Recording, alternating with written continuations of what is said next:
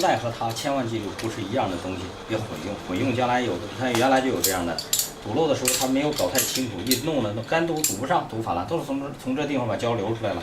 后来问怎么回事，问他用没用法兰卡带，他说没有，我一看你不跟钢带一样吗？我们临时弄个钢带放上了。后来他说怎么堵不上，后来我们跟他讲，哎，理解了。越拉越紧了，这个。首先呢，要知道这个装的方法很容易，就是回个弯儿，把这个锁扣往上一放就行了啊。这就叫钢带拉紧技术。然后下面呢要垫这些东西，我这个就不用给你垫了，因为你一看这个东西就知道，就是垫上的东西。垫东西的方法呢，就是这两样，一个叫卡瓦，一个叫蜂巢垫。一会儿我给拿来给你看一下。堵漏的方式呢是这样堵，比方说这个位置漏了啊，我们掐钢带和垫在底下的橡胶垫的时候是在侧面垫。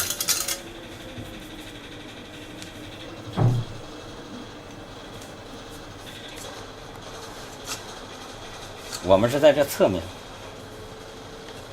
比方说这个地方漏了啊，这个地方漏了啊，我们呢是把这都垫好，在这边垫成这样，并不是说在这上面直接就垫上，那这个时候漏不是呲的到处都是嘛？我们先垫到这里，然后呢把这个拉紧器都拉好以后，那最少有2个人堵漏，这2个人拉好了以后，这个拉紧器在上面，2人喊，好，推，啪一推压在这了，这样一漏，这边有拉紧器嘛，哗一摇，马上就紧了，就是一般情况下身上喷不多少。另外我们都有专业的服装。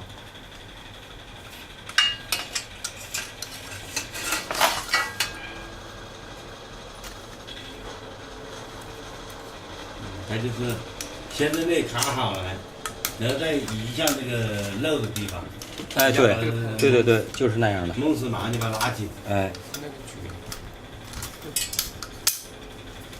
那你这个要灌胶哦，不用灌胶了。这个不灌胶。这个东西是垫，它在那个橡胶把它顶住了。对，很卡。这个它这个耐高温耐多少度？啊？这个耐高温多少？那你看这胶多少？这个耐高温呢是在300度。啊，那一般什么都能用呀？就是普通地方。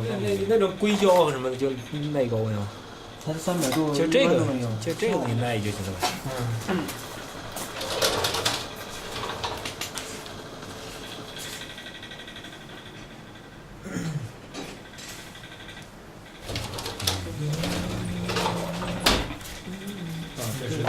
拉紧器。这个呢，就刚才他不提到这个，刚才试验这个嘛，说这不宽呢，是吧？正好更宽，拉上。这个叫G9拉紧器，这是新专利，也就是目前现在各油田都是专配的，都改配这个了。这个用法呢，就是固定丝卸掉，拿过来，这样，然后把这个呢要摇到推成这样。然后这个手别沿着手，要这样推，这个手是擎子，不能这样，这样容易沿着手。擎子一推到位，这是压嘴儿，这是压块，压嘴压块都要变成一线，然后把压块抬起，这就拉紧器的使用方法。然后呢，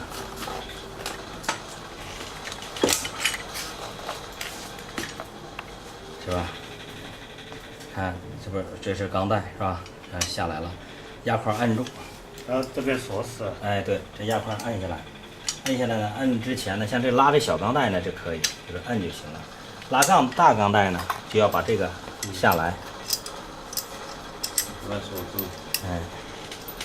下来以后一定要把它拧紧，锁死，要不它容易胀开，把它拧紧就行，就用手拧紧就可以了。然后呢，这小钢带不用啊，小钢带直接用就行了。然后这样按住，这个手摇。这就可以了，这就是它的使用方法。你在摁的差不多了，你感觉紧了，手就可以松开了，它自己就会卡住了。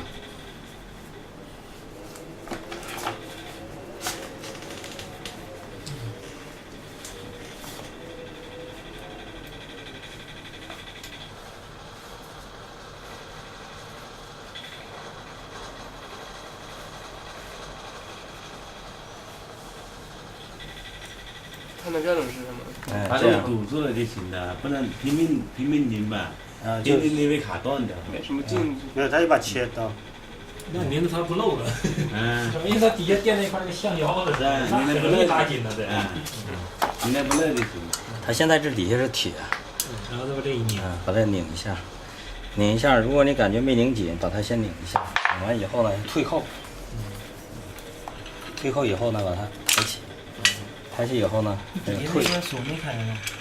啊，那边那个这个不是那边上那个啊，这个不用开，这是为了固定这儿，怕弄半耳弄裂开的。把这退回来以后是吧？再往前推，使劲一推，这就是缓一下劲儿嘛，又对，然后再压紧，再拉，对，压紧以后呢再拉。有的时候呢，现场呢干活的时候可能是这样还不可以，那就得立2个人都过来，那个人帮着压一下。对对。有的时候他打滑，那就人家压一下再拉。这出现打滑是正常的，因为这钢带硬。哎，这个上有个人压。行，演示一下就知道怎么使这个就很紧，就是这样的。这里边有橡胶垫，你看它都勒成啥样了？都勒，哎，都能给它勒裂。像这里勒得很紧。这就是不管勒那个还是勒这个啊，这个用这个紧带器都是一样的干活方法。把它都紧完了，然后呢，我们把它拧紧。最后的时候要拧很紧了啊，就让拧不动为止，然后拧很紧很紧。最后的时候呢，把它拧紧，等拧紧以后，然后呢，别盲目的按，这是摁不动的，必须要松开，然后了这一抬就下来了，这取下来，那个解了。取下以后呢，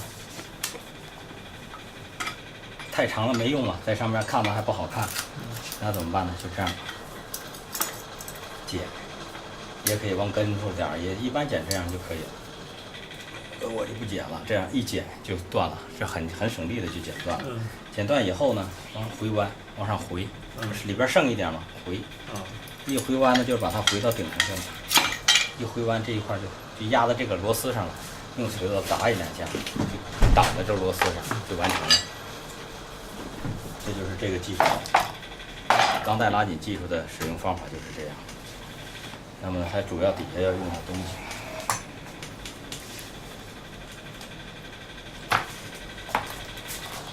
你这一把切刀了，对，要使劲儿了。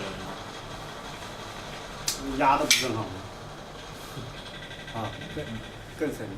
对，你再拉肯定没事。如果它在哪个地方，它要在那个坑里啊或者什么的，它不好使劲儿。用脚踩。会不会压？不是你一般你像管子埋地的管子了，挖一个小坑，那里站着玩意你往底下去弄，好像底下都是水土啊什么的。它时间用长了，它就有可能会钝掉了。它不反过来吗？扣着。反过来还一点。拐弯嘛。哦，这就是那个橡胶的是吧？啊，这边还有个槽儿的，螺放底下啊，是。好吧。可能。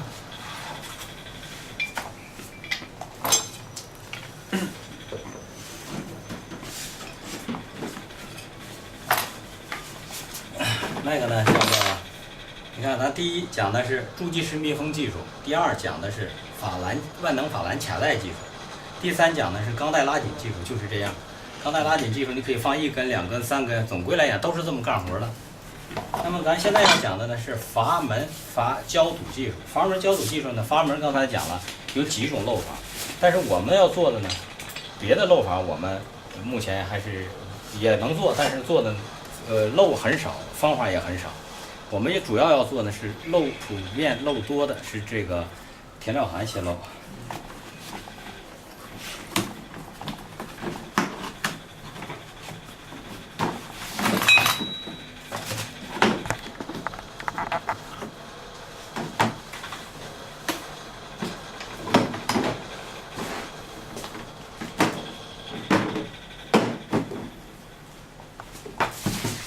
前面环泄漏呢，那么堵漏的方法呢是这样的。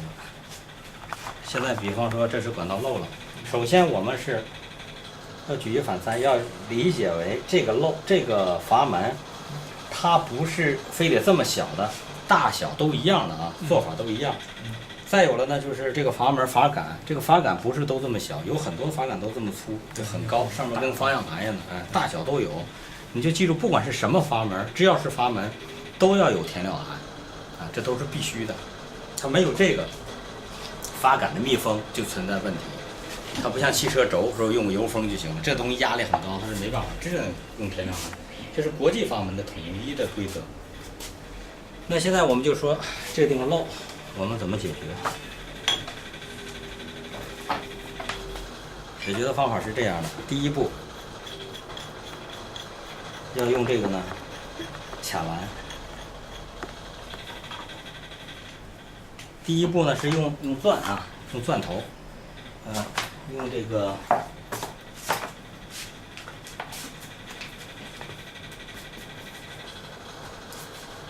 在这儿。第一步呢是用粗钻头，这不这个卡栏下边有个锥度嘛，用个粗钻头，用个12的或者14的、16的都行。用钻头呢钻一个窝在这上，啊，钻个窝，这是第一步。钻完窝以后呢，第二步呢，把这个卡栏呢给它装上，拧紧，啊，拧紧，拧到这上来。比方说，我在这钻个窝，第二步呢就把它拧上来，拧上来以后呢，就是第三步。这个呢也这样放上注胶阀，放上以后就是第四步。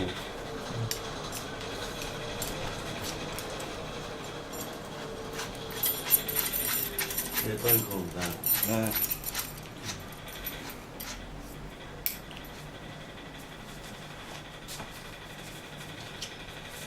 第四步呢就是用加长钻头，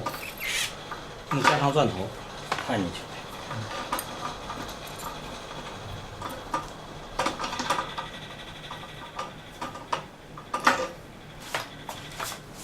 要把这个断通啊。哎，对对对，哦，就那个意思。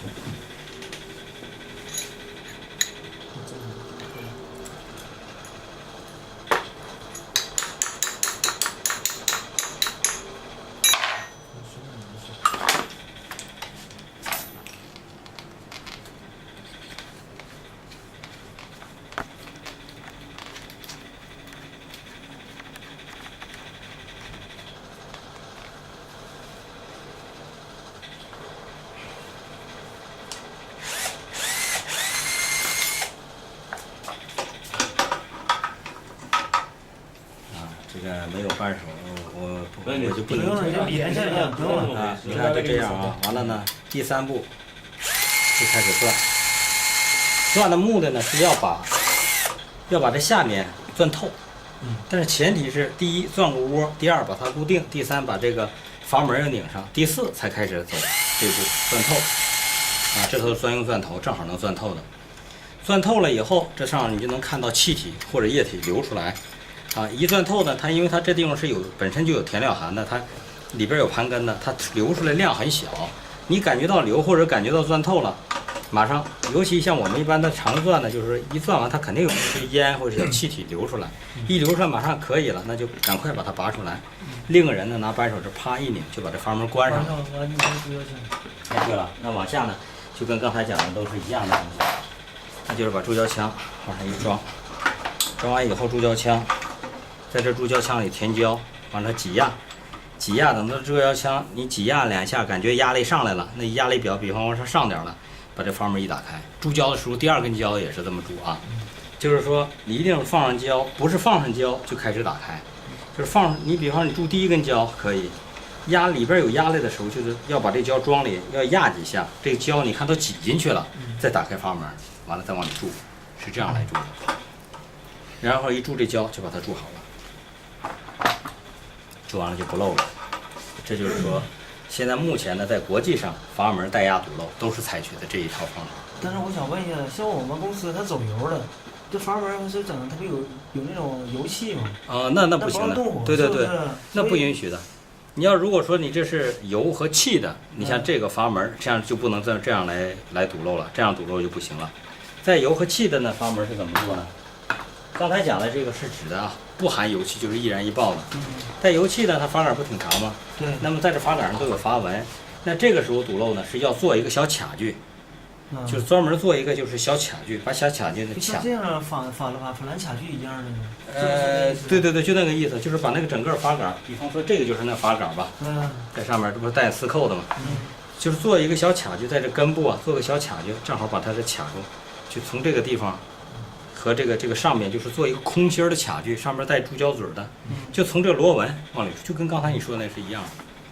它这样注胶就相当于就是把胶注进去，给它固化在里面了。哎，对。然后这个阀你这样注胶注完以后就不能动了。对呀，那阀就不能动了。就是啊，你比方说它坏了嘛，坏了它漏气啊、漏油，它不是易燃易爆，不是危险吗？对。那你就把阀门，那现在你就要问他领导了，那你就说你现在这个阀门是要长期开好啊，还是长期关好？他说我一会儿开，我一会儿关，那你就对不起，那你就走去，那我没法给你干了。我们保证我的作业结束之后换阀门呗。哎，对对对，就是说叫应急处理。我们堵漏仍然是属于应急处理，并不是把它理解为就是说我们堵漏就是说要永远处理，修复啊，是修复，是万不得已的情况下采取的一种手段。那这个时候呢，它有个极限性，不是说什么我们都能做，那不能做就是不能做，这东西假不了。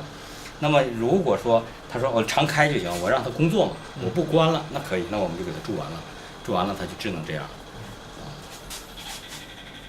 这叫做这个阀门堵漏，主要是堵这个。那么等到像这个地方的堵漏呢，那就是做这个卡具，就跟那个要压力高的，就做跟那个卡具一样，卡到这个地方就可以了。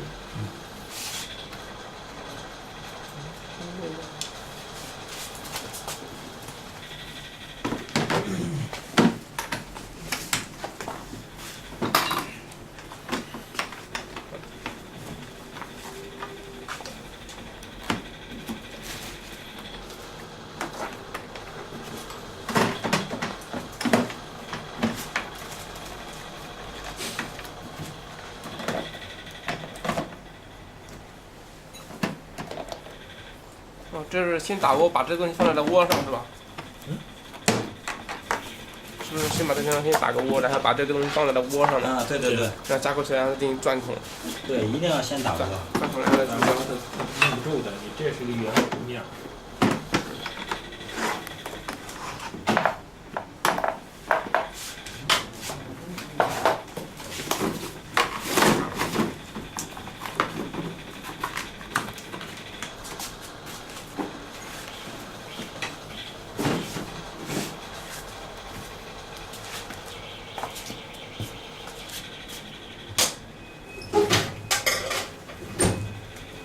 那个是法兰卡还是卡莱那个？卡钳。卡钳啊。加这个法轮的那个。嗯。你要那个4扣这地方要漏了哈，就那种类似于法兰钳那就行了。不，4扣那漏就是用这个东西。啊，用那个。做卡具嘛，你分压力。如果要是说压力高的，1兆帕以上呢，就得用这个卡具来做啊，这样套上的。低压力的。低压的不用，低压的不用那种卡具了啊，低压那个直接拿那个低压。现在我就给你讲一个低压的使用方法。我们关键的压力都比较低，我们最高压力也就不到2兆帕吧。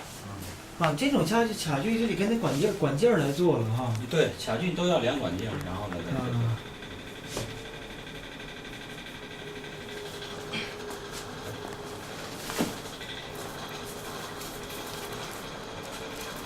低压的呢，那就是说这个位置啊。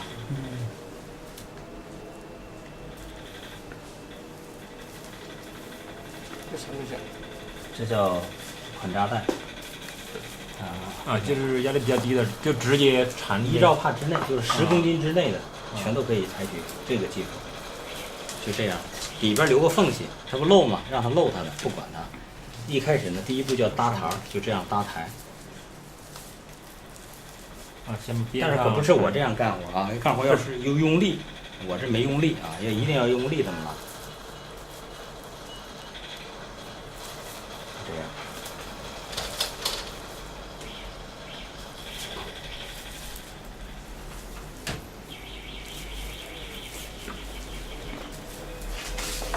叫什么搭带啊？啊捆扎带是吧？啊，叫捆扎带。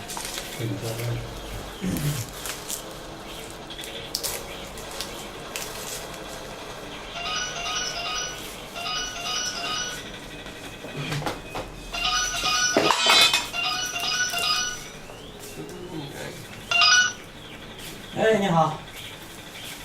喂。要打什么？啊。台子，打个台嘛。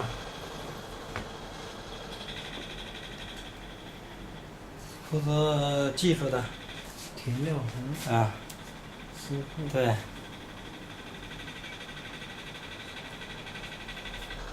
嗯，对对对。好长时间不用了。咱们是有沙眼的话。好像用了几天吧，发了几天，后来了一看没啥意义效应就没弄。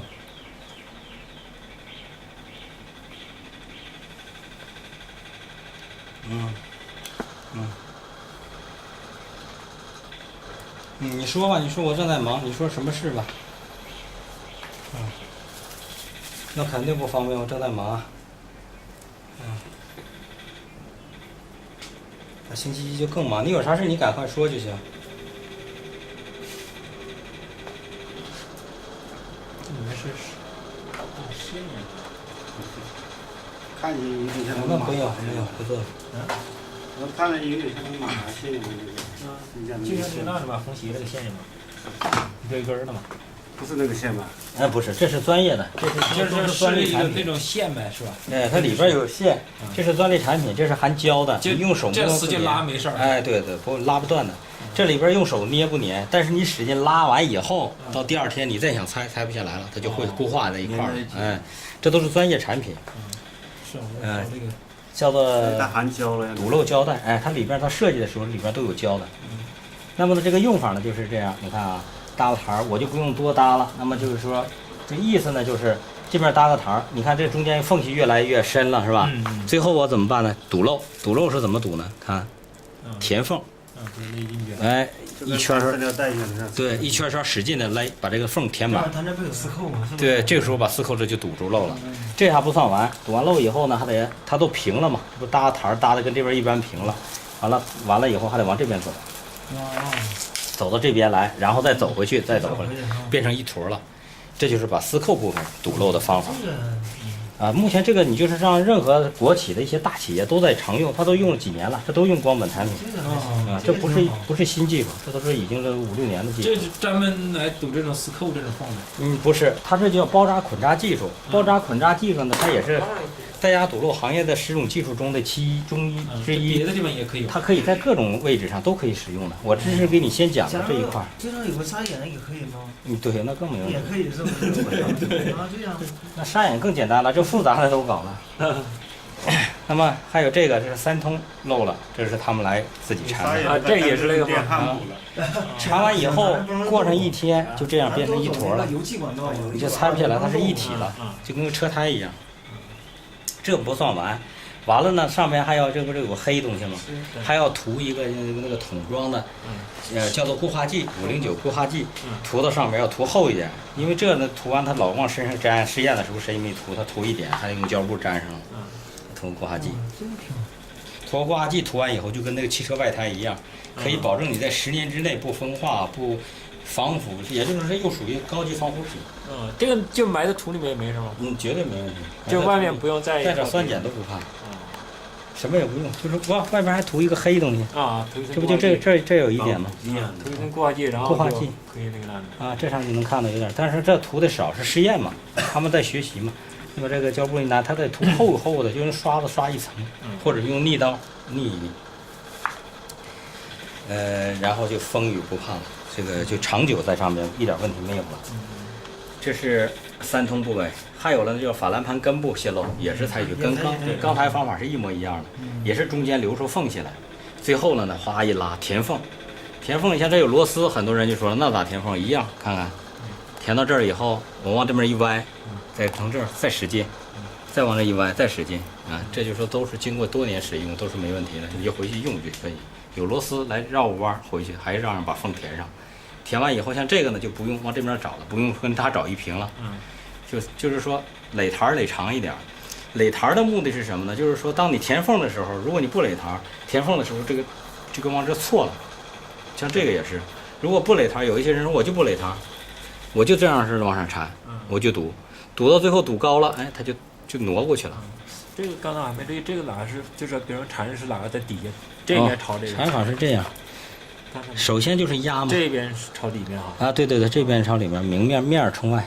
这边首先就这样压上就行，完了一圈往上走就行了。对。走到最后呢，你可以用铁丝、用绳拢一下都行，它带粘度的。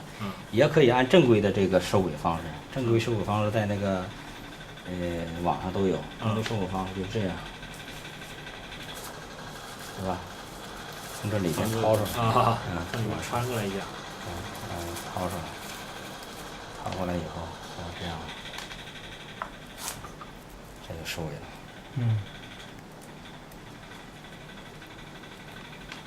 一次不行，2次，就是你感觉这还不安全，再掏，多掏几次也可以。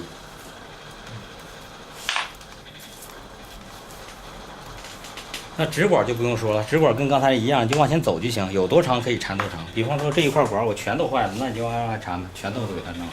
这个都是这么宽的吗？没宽的。有宽的有窄的，那上面有最宽的是3公分，3公分，2公分，1公分。直管上你要是那个那里，因为有的地方它可能不是一个宽，有的可能是一个裂缝啊，或者什么地方。有宽有窄。还有了呢，就是这个部位，这叫边境部位。边境部位跟刚才那不一样，但是呢也有点类同的。它的干法就是说，边境部位，比方这个地方漏了啊，这个斜坡漏了。我们不是说这1层2层这样堵，这样到底下了，砰，它又起来了都，一用力，堵法呢也是从上面再缠搭台儿，然后第2层、第3层，到最后了就是跟这底下，上面缠的胶带是跟底下一般粗了。它是每走1层啊，每厚1层它往下一点，往厚1层往下一点，到最后是吧？就这样的。整个都把它传大。对，全缠大。直接差不多。对，这就是边境。我看这边包一个东西。这边像一个那个石棉，然后再拿这个包它。那它就会从石棉缝里面，它会出现一个问题，就是说，当你把这块拉紧的时候，这块铁它是硬啊，一拉紧的时候，你这石棉软呐，它就嘣都起来了。刚才为啥让它把它加厚呢？加厚这叫搭台啊，搭台因为靠它搭台呢，它有粘度，它有紧度，它能紧到这儿，你就是说根本它起不来呀。我是讲这个边境管你这么大，有的口径小，有的口径大。它太大起来你就好累了呗。不，边境它不可能过大呀。边境一般的它都是相互之间，都是小，就是边境都是你像这样边境就是常见的。就像你这个管子这边肯定大的，边境一下肯定小的。对呀。是吧？我就讲你缠起来好累，一个人在这缠来缠去。是累也得那样缠，因为你不那样缠，你比方你这里边加上东西，它就不起到固定作用了，它就会你看你在缠这1层2层往上排的时候，你就会把它顶起来。我说的是这个意思。但是你回去都可以实验的，就是按照这个。我就刚才就问你，我讲我这边包个东西，然后从上面弹下来，然后再弹，我就更快了呗。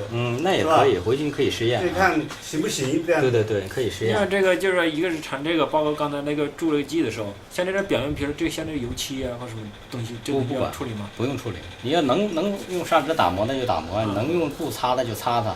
能刮的就刮，有时候表面像那个油的东西，它比如说它一泄漏，肯定表面肯定那得处理。你这个东西得油，这有很多泥巴，油里边都像石油都含泥巴的，那还有了汽油啊、什么柴油啊，它里边都是脏。